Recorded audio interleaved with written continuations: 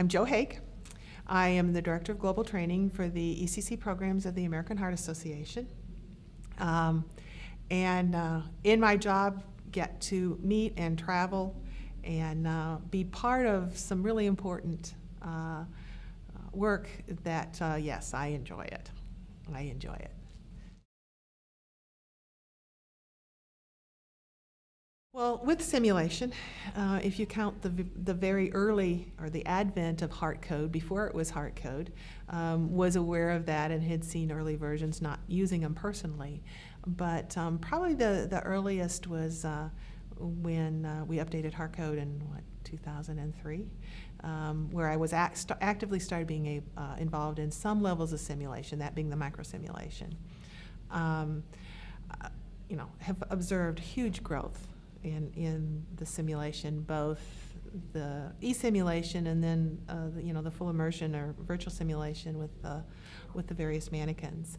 Have been to different trainings with different companies to see what's going on, but it is becoming more and more of plays more and more of a part in medical training worldwide, because I've seen simulation setups in I think every country that I've traveled to, and in areas where you wouldn't expect to see, a SimMan or a 3G in hospitals in China and other areas where they are using simulation to a great extent.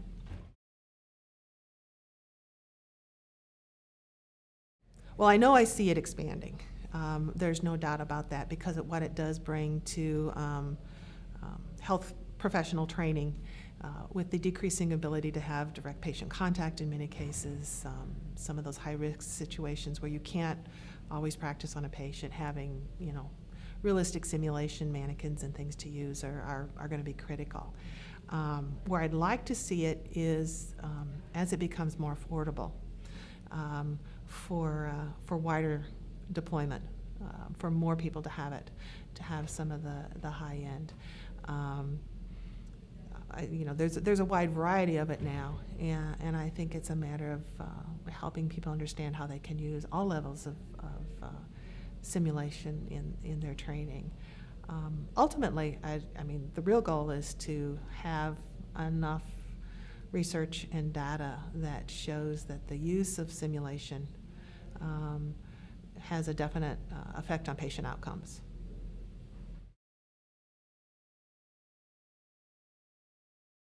This is actually only my second son event, and second time I've given a presentation, and I found the audience I had this time was very different in its makeup from the previous one. The majority of the participants and attendees at the session this time were from academia, where previously, when I did the session in Indianapolis, the majority were hospital-based, and so the things that they had concerned about, or the barriers that they were having, or were very different. Academia seems to be embracing simulation and e-learning much more readily than hospital settings in a lot of cases. And so there are different challenges and different barriers to overcome.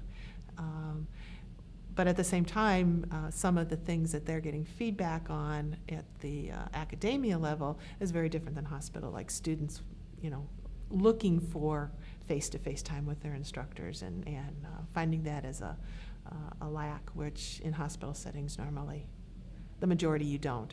You'll always have those people who, simulation, but also more widely used, and I think some of it has to do with that basic training where you're taking the novice and trying to turn them into a competent practitioner. More risks, so simulation makes more sense.